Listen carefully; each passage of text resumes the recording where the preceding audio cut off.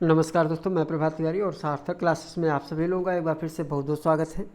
दोस्तों, आज के वीडियो में एक बार फिर से हम बात करने वाले हैं यूपीएचएससी एडी 51 के अंतर्गत जो इकाई 1 है करेंट अफेयर संबंधित, उससे संबंधित आज के वीडियो में कुछ इंपॉर्टेंट फैक्ट्स को हम आप लोगों से शेयर करेंगे।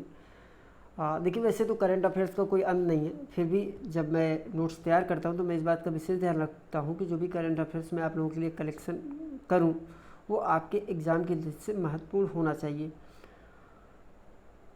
तो इस कड़ी में 4 वीडियो ऑलरेडी अपलोड किए जा चुके हैं और पार्ट 5 में कुछ अन्य महत्वपूर्ण करेंट अफेयर्स को हम देखेंगे। तो चलिए स्टार्ट करते हैं आज का वीडियो। तो सबसे पहला पॉइंट जो हमने लिया है वो लिया है पॉसिडोनिया ऑस्ट्रेलिया। पॉसिडोनिया ऑस्ट्रेलिया अब तक ज्ञात सबसे पुराना पौधा है। इसकी उम्र की बात करें तो लगभग 4500 वर्ष पुराना पौधा है। ऐसा माना जाता है कि एक ही बीज से इस पौधे का विकास हुआ है और उसके बाद ये इतना बड़ा पौधा है कि आप मान लीजिए कि लगभग 180 किलोमीटर से अधिक क्षेत्र में फैला हुआ है। ऐसा माना जाता है कि एक ही बीज से इस पौधे का निर्माण हुआ है और घास की तरह, जैसे हम लोग के यहाँ जो घास होती है जिसे हम दूब कहते हैं, दूब में आपने देखा होगा कि एक शाखा निकलती, उससे दूसरी शाखा निकलती, उससे तीसरी शाखा निकलती। तो इस तरीके से एक ही बीज से पौधा पनपा है और बढ़ते बढ़ते लगभग 180 किलोमीटर से भी अधिक दूरी में फैल गया है। तो लगभग 4500 वर्ष पुराना पौधा 180 किलोमीटर से ज़्यादा भी क्षेत्र में फैला हुआ है ये। और ये पाया कहाँ पर गया है? तो ये पाया गया है ऑस्ट्रेलिया के शार्क बे में, ठीक है। और इससे ये इतना बड़ा है कि इसे जो है एक पूरे घास के मैदान की संज्ञा दी गई है। तो चलिए इसका फैक्ट्स क्या है इसको पढ़ लेते हैं। उथले पानी में खोजा गया विश्व का सबसे बड़ा जीवित पौधा। ऑस्ट्रेलिया के शार्क बे में यह पौधा 180 किलोमीटर से अधिक दूरी तक फैला हुआ है, जिसे एक बड़े घास के मैदान के रूप में वर्गीकृत किया गया और इसकी उम्र लगभग 4500 वर्ष है। यह पौधा एक ही बीज से शाखाओं के विस्तार से इतना विस्तृत हो सका है। अगले पॉइंट की ओर बढ़ेंगे। जैसा आप लोग जानते हैं कि अंतर्राष्ट्रीय योग दिवस जो मनाया जाता है 21 जून को मनाया जाता है। 2022 में यह 8वां संस्करण था अंतर्राष्ट्रीय योग दिवस का। और इसकी थीम क्या थी? तो इसकी थीम थी मानवता के लिए योग, यानी योगा फॉर ह्यूमैनिटी। अगला पॉइंट है भारतीय क्रिकेट संघ द्वारा आयोजित पहली अंडर 19 T20 राष्ट्रीय क्रिकेट चैंपियनशिप की विजेता टीम है Andhra Pradesh. One nation one ration card से जुड़ने वाला अंतिम राज्य है भारत का असम, यानी भारत के जितने भी राज्य हैं वो सभी one nation one ration card से जुड़े जा चुके हैं। तो इस कड़ी में जो सबसे लास्ट राज्य वो असम है। आप कमेंट करके हमें बताइए कि पहला राष्ट्र कौन सा था। अवध भाषा का मुकाबला करने के लिए संयुक्त राष्ट्र द्वारा 18 जून 2022 को पहला अंतर्राष्ट्रीय दिवस मनाया गया है। तो काफ़ी महत्वपूर्ण करंट अफेयर्स है। इस तरह से हम लोग देखते हैं आए दिन हमें सोशल मीडिया में या किसी के वक्तव्य में अभद्र भाषा का प्रयोग करते हुए लोग हमें दिख जाते हैं। तो इसी को ध्यान में रखते हुए संयुक्त राष्ट्र द्वारा 18 जून 2022 को अभद्र भाषा का मुकाबला करने के लिए अंतर्राष्ट्रीय दिवस घोषित किया गया है। लिसा स्टालेकर ऑस्ट्रेलिया की है पूर्व महिला क्रिकेटर हैं, जिन्हें federation of international cricket association यानी FICFA की पहली महिला अध्यक्ष चुना गया है। अध्यक्ष तो इससे पहले भी इसमें होते रहे, लेकिन पहली महिला अध्यक्ष चुनी गई है लिसा स्टालेकर FICFA की। इकोनॉमिक इंटेलिजेंस यूनिट यानी EIU द्वारा ग्लोबल लिवेबिलिटी इंडेक्स 2022, इसके अनुसार जो विश्व के 3 प्रमुख शहर हैं, रहने वाले सबसे योग्य शहर है, उसमें पहला नाम है वियना ऑस्ट्रेलिया से है, दूसरा है डेनमार्क का कोपेनहेगन सिटी और तीसरा है स्विट्जरलैंड का ज्यूरिख सिटी। इसमें कुल 173 देशों की लिस्टें तैयार की गई और इसमें 173वें पायदान में यानी सबसे लास्ट पायदान पे जो नाम है वो है दमिश्क या दमस्कस का, जो कि सीरिया के एक शहर है। रतन टाटा को हाल ही में HSNC विश्वविद्यालय महाराष्ट्र द्वारा मानद डॉक्टर ऑफ लिटरेचर से सम्मानित किया गया है। रबाब फातिमा एक महत्वपूर्ण नाम। रबाब फातिमा को संयुक्त राष्ट्र का अवर महासचिव नियुक्त किया गया है। देखिए यहाँ पे जैसा मैं पढ़ रहा था कि कई सारे महासचिव होते, संभवतः 80 महासचिव होते, तो उसमें एक लेटेस्ट नाम है रबाब फातिमा। तो रबाब फातिमा को अभी संयुक्त राष्ट्र का अवर महासचिव नियुक्त किया गया है। Sir M Visvesvaraya railway terminal Bengaluru Karnataka, तो भारत का प्रथम केंद्रीकृत AC रेलवे टर्मिनल बन गया है ये। कॉर्पोरेट देखिए क्या है, अक्सर एक क्वेश्चन पूछ लिया जाता है कि कॉर्पोरेट अभी हाल ही में चर्चा में रहा, सुर्खियों में रहा, कॉर्पोरेट क्या है। तो कॉर्पोरेट भारत और इंडोनेशिया की सेना द्वारा अंडमान सागर और मलक्का जल डमरू मध्य में संयुक्त गश्ती अभ्यास है। ऐसा नहीं कि ये पहली बार हुआ है, ये 2022 में जो ये गश्ती अभ्यास है ये 38वां गश्ती अभ्यास है भारत और इंडोनेशिया की सेना का संयुक्त रूप से, और इसको किया गया था 13 से 24 जून 2022 के मध्य में।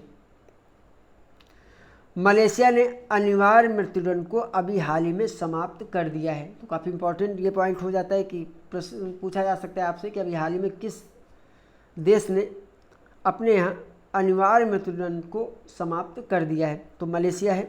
हैदराबाद में भारत की पहली डिस्प्ले फैब्रिकेशन यूनिट स्थापित की गई है।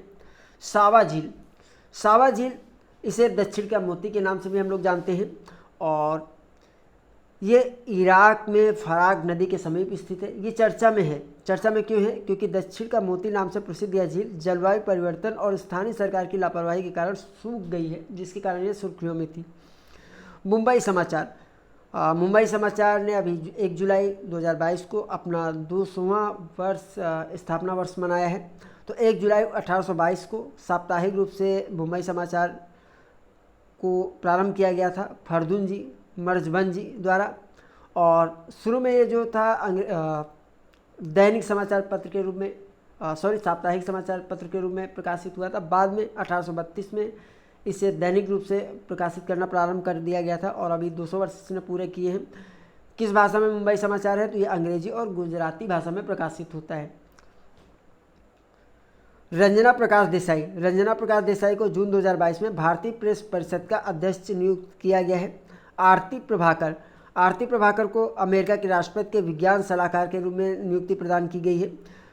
गूगल ने महिला संस्थापकों के लिए स्टार्टअप एक्सीलरेटर प्रोग्राम की घोषणा की है, जिसका नाम Google for startup accelerator India women founder है, जो कि जुलाई 2022 से सितंबर 2022 तक चलेगी। भारतीय रेलवे ने भारत गौरव योजना के अंतर्गत पहली निजी ट्रेन सेवा कोयम्बटूर से शिरडी के मध्य प्रारंभ की गई है। तो ये भी पूछा जा सकता है प्रश्न कि भारत गौरव योजना के अंतर्गत भारत की पहली निजी ट्रेन किन 2 स्टेशनों के बीच चलाई गई? तो ये है कोयम्बटूर और शिरडी। खेलो इंडिया यूथ गेम 2021, देखो खेलो इंडिया यूथ गेम 2021 का चौथा संस्करण आयोजित किया गया है 4 जून से 13 जून 2022 के मध्य में।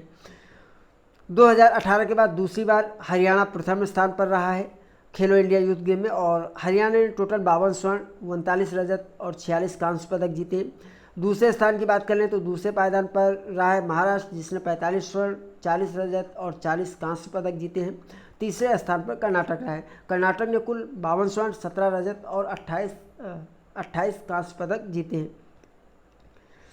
विश्व मरुस्थलीकरण एवं सूखा रोकथाम दिवस ये मनाया जाता है 17 जून को, और 2022 का जो विषय है इसका वह है एक साथ सूखे से उठना, यानी rising up from drought together.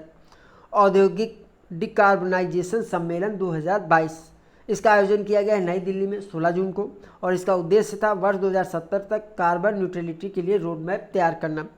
युवा सांसदों का 8वां वैश्विक सम्मेलन आयोजित किया गया था मिस्र के शर्म अल शेख शहर में, और इसमें भारत का प्रतिनिधित्व एस फांगनोन कोन्यांग, ये नागालैंड की राज्यसभा के लिए संसद सदस्य के रूप में चुनी गई पहली महिला ने किया है। इस सम्मेलन का मुख्य विषय जलवायु परिवर्तन के प्रभाव एवं ग्लोबल वार्मिंग को 1.5 डिग्री सेल्सियस से कम करना था। देखिए, जब आपकी इकाई 4 है पर्यावरण, तो वहाँ पर करंट अफेयर से क्वेश्चन काफ़ी बनते हैं, तो इसलिए जो करंट अफेयर में पर्यावरण संबंधित मुझे फैक्ट्स मिल रहे हैं तो उनको भी मैं शामिल करता जा रहा हूँ। गोपीचंद नारंग, गोपीचंद नारंग पद्म भूषण, उर्दू, संस्कृत और फारसी विद्वान भी थे ये, और दुर्भाग्य से अब ये हमारे बीच नहीं है क्योंकि गोपीचंद नारंग जी का अभी हाल ही में निधन हो गया है। बेटी बचाओ बेटी पढ़ाओ अभियान के तहत महिला एवं बाल विकास कल्याण विभाग गुजरात द्वारा बालिका पंचायत शुरू की गई है, और बालिका पंचायत शुरू करने वाला गुजरात भारत का पहला राज्य है। इस पंचायत का जो संचालन किया जाता है वह 11 से 21 वर्ष आयु की बालिकाओं द्वारा किया जाता है। रिन्यूएबल 2022 ग्लोबल स्टेटस रिपोर्ट यानी GSR 2022, इसमें भारत 2021 में कुल अक्षय परिवर्तन के मामलों में, और जिसकी क्षमता 15.4 गीगावाट के साथ चीन और अमेरिका के बाद भारत का तीसरा स्थान है। कैंपेगौड़ा अंतर्राष्ट्रीय हवाई अड्डा बेंगलुरु, ये चर्चा में था। क्यों चर्चा में था? क्योंकि इस हवाई अड्डे को 2022 sky tracks world airport award में भारत और दक्षिण एशिया में सर्वश्रेष्ठ हवाई अड्डे के रूप में चुना गया है। विश्व शरणार्थी दिवस 2022, वैसे तो जो विश्व शरणार्थी दिवस है ये 20 जून को मनाया जाता है, और 2022 के विषय की अगर बात कर ले तो इसका विषय है जो कोई भी, जहाँ कहीं भी, जब भी, सभी को सुरक्षा मांगने का अधिकार। WTO यानी वर्ल्ड ट्रेड ऑर्गेनाइजेशन का 12वां मंत्री स्तरीय सम्मेलन जिनेवा स्विट्जरलैंड में 12 से 17 जून के मध्य आयोजित किया गया, और इसकी सह मेजबानी की थी कजाकिस्तान ने। फीफा विश्व कप 2026 की मेजबानी पहली बार 3 देशों द्वारा की जाएगी संयुक्त रूप से, और ये 3 देश कौन कौन से? US है, मैक्सिको है और कनाडा है। तो ये महत्वपूर्ण प्रश्न है, पॉइंट है, क्योंकि पहली बार जो है फीफा विश्व कप 2026 की मेजबानी की जा रही 3 राष्ट्रों द्वारा संयुक्त रूप से, और ये 3 राष्ट्र कौन से? US, मैक्सिको और कनाडा। अग्निपथ, जैसा आप लोग जानते हैं कि अभी काफ़ी चर्चा में था, तो सशस्त्र बलों है अल्पकालिक सेवा युवा भर्ती योजना है, और इस सेवा में शामिल जवानों को अग्निवीर कहा जाएगा। अवधि 4 वर्ष है, और सैलरी की बात करें तो हर वर्ष बढ़ के सैलरी मिलेगी। तो पहले साल 30,000 मिलेगी, दूसरे साल फिर 33,000 मिलेगी, तीसरे साल जो सैलरी मिलेगी उसको 36,500 रुपये मिलेगी, और चौथे वर्ष जो सैलरी होगी वो 40,000 रुपये मिलेगी। हालांकि टोटल सैलरी इन हैंड नहीं आएगी, इसमें से कुछ सैलरी कट होगी और कुछ गवर्नमेंट अपने हिस्से से मिलाएगी, और 4 साल के बाद जब रिटायरमेंट वहाँ से होगा तो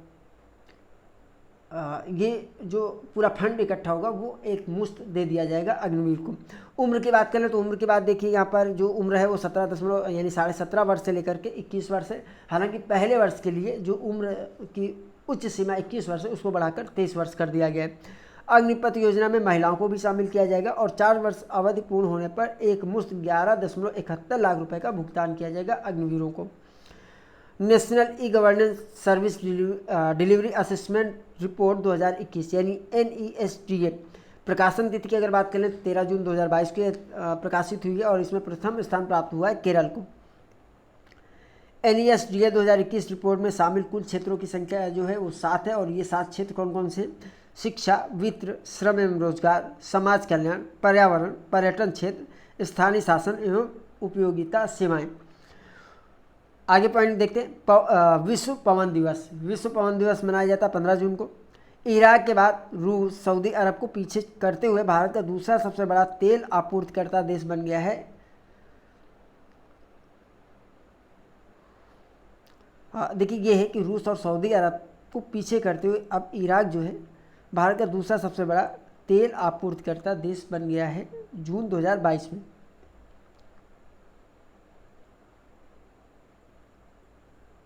सॉरी ये थोड़ा सा कंफ्यूज हो रहा है, सॉरी। देखिए इसमें क्या, जो रूस है वो इराक के बाद सऊदी अरब को पीछे छोड़ते हुए भारत का दूसरा सबसे बड़ा तेल आपूर्तिकर्ता देश बन गया है। हालांकि मैं आगे से ध्यान रखूंगा कि जो मैं फैक्ट्स लिखूँ उसमें कन्फ्यूजन की स्थिति ना हो। इस फैक्ट्स की जो फ्रेमिंग है वो सही मैं नहीं कर पाया हूँ, तो इसके लिए सॉरी। जगत गुरु श्री संत तुकाराम शिला मंदिर, देखिए अभी 2 मंदिर काफ़ी चर्चा में थे। एक मंदिर है जगत गुरु श्री संत तुकाराम शिला मंदिर, और दूसरा है श्री राजाधिराज गोविंद मंदिर। ठीक है, एक में पार्टिसिपेट किया था प्रधानमंत्री जी ने, और दूसरे में शायद उपराष्ट्रपति जी थे, तो काफ़ी चर्चा में था, तो इनको देख लेते। जगत गुरु श्री संत तुकाराम शिला मंदिर वारकरी संत और कवि श्री संत तुकाराम के 36 चोटियों के साथ पत्थर की चिनाई से बनाए गए मंदिर का उद्घाटन श्री नरेंद्र मोदी द्वारा देहू पुणे में किया गया। तो इस तरीके से प्रश्न पूछा जाता है कि यह मंदिर कहाँ स्थित है, तो यह मंदिर स्थित है पुणे में। कौन सा? जगत गुरु श्री संत तुकाराम शिला मंदिर। और दूसरा मंदिर श्री राजाधिराज गोविंद मंदिर कहाँ पर स्थित है, तो यह बैकुंठ हिल वसंतपुरा बेंगलुरु में। तो दोस्तों ये आज का करंट अफेयर्स था पार्ट 5 में। मैं आपसे यही रिक्वेस्ट करूंगा जब भी आप वीडियो देखें तो उसको कम से कम दोबारा भी देख लिया करें, क्योंकि हर वीडियो में रिवीजन करा पाना मेरे लिए पॉसिबल नहीं है। लेकिन अगर एक वीडियो देखने के बाद आप तुरंत देख लेते हैं तो जो फैक्ट्स हैं वो आसानी से आपके मस्तिष्क पटल पर जो है स्थान बना लेते हैं और काफ़ी दिनों तक याद रहते हैं। तो आज के वीडियो में दोस्तों इतना ही। हम आपसे फिर मिलते हैं अगले वीडियो में कुछ नई जानकारी के साथ। तब तक के लिए नमस्कार।